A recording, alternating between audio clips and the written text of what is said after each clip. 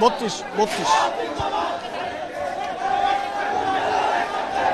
হ্যাঁ হ্যাঁ হ্যাঁ হ্যাঁ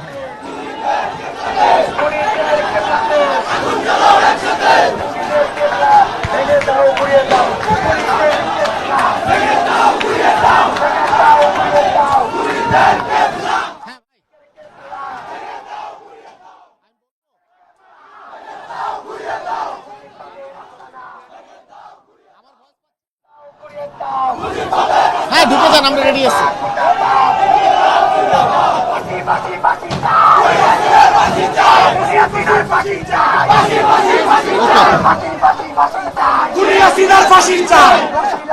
দর্শক দেখতেই পাচ্ছেন পূর্ব ঘোষণা অনুযায়ী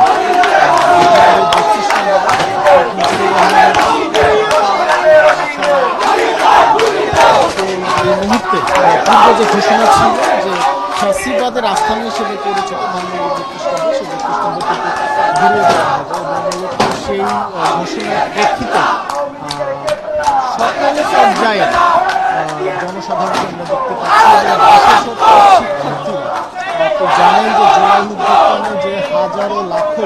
শিক্ষার্থীর অংশ নিয়েছিল তাদের একটি বড় অংশ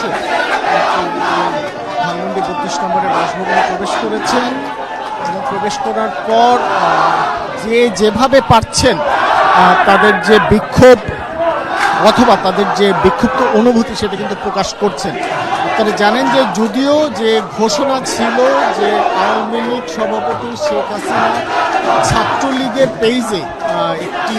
আজকে ভাষণ দিবেন, সে ভাষণকে কেন্দ্র করে আবারও নতুনভাবে সারা দেশব্যাপী ফ্যাসিবাদ ছড়িয়ে পড়তে পারে, সেই ফ্যাসিবাদ যাতে আর কোনো রূপে বাংলাদেশে অথবা বাংলাদেশের রাজনীতিতে ফিরে না আসে তার প্রেক্ষিতেই কিন্তু আজকে ছাত্র জনতা ধানমন্ডি 32 নম্বরের এই অবস্থান এবং তাদের অবস্থানের প্রেক্ষিতে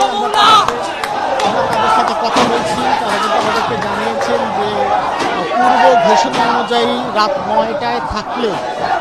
তারা সন্ধ্যার পর থেকেই ধানমন্ডি 32 এবং তার আশেপাশে এসে জড়ো হতে শুরু করেছেন এবং তার প্রেক্ষিতেই কিন্তু এই যে বিক্ষিপ্ত যে এবং বিক্ষুব্ধ যে কার্যক্রম সেই কার্যক্রম তারা চালাচ্ছেন। ঠিক এই মুহূর্তে ধানমন্ডি 32কে ঘিরে অন্তত 5 শতাধিক শিক্ষার্থী অবস্থান নিয়েছেন, কেউ বা প্রবেশ করেছেন এবং তারা বিভিন্নভাবে স্লোগান দিচ্ছেন। কোনো স্লোগান আওয়ামী লীগ বিরোধী, কোনো স্লোগান ছাত্রলীগ বিরোধী, কোনো স্লোগান ফ্যাসিবাদ বিরোধী, অর্থাৎ যে যেভাবে যে স্লোগানে দেখ না কেন তাদের সকলেরই একটি বক্তব্য যে বাংলাদেশের রাজনীতিতে জুলাই অভ্যুত্থানে যে 2000-এর অধিক সংখ্যক ছাত্র এবং জনতা মারা গেছে তাদের বিচার না হওয়া পর্যন্ত কোনোভাবেই আওয়ামী লীগের রাজনীতি অথবা আওয়ামী লীগের রাজনীতির সঙ্গে যে বা যারা জড়িত তারা কোনোভাবেই যাতে নতুন করে কোনো বক্তব্য অথবা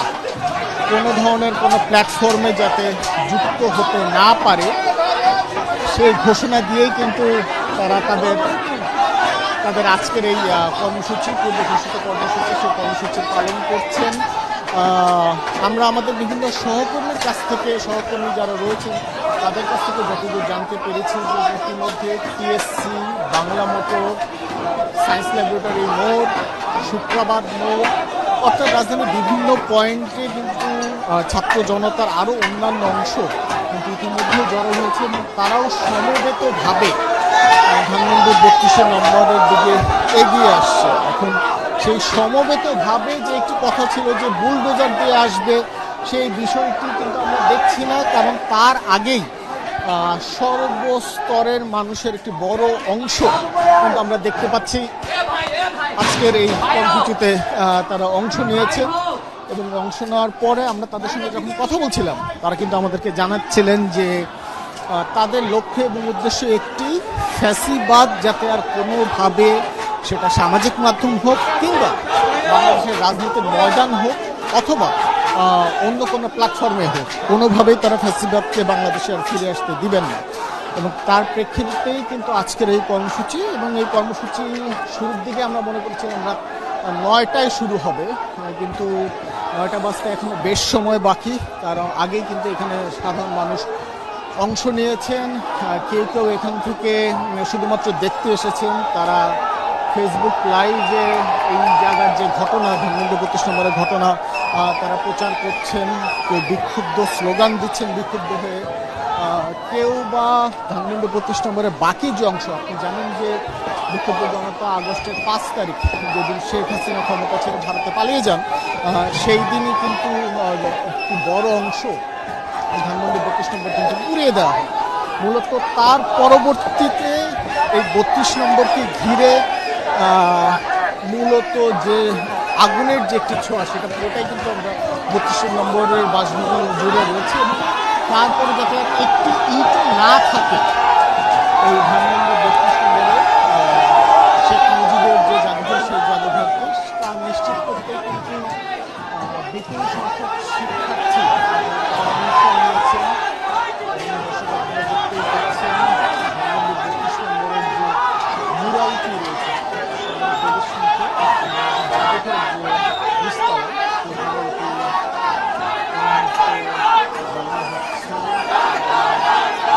বিভিন্ন ধরনের স্লোগান, সেই স্লোগান এককভাবে দিচ্ছে, কিন্তু আমরা যদি সমবেতভাবে চিত্রকে বর্ণনা করতে চাই, তাহলে এই যে ছাত্র জনতার অবস্থা, সেই অবস্থা থেকে একটি ঘোষণা সামাজিক যোগাযোগ মাধ্যম অথবা রাজনৈতিক প্ল্যাটফর্ম কিংবা আন্তর্জাতিক যে কোনো জায়গা থেকেই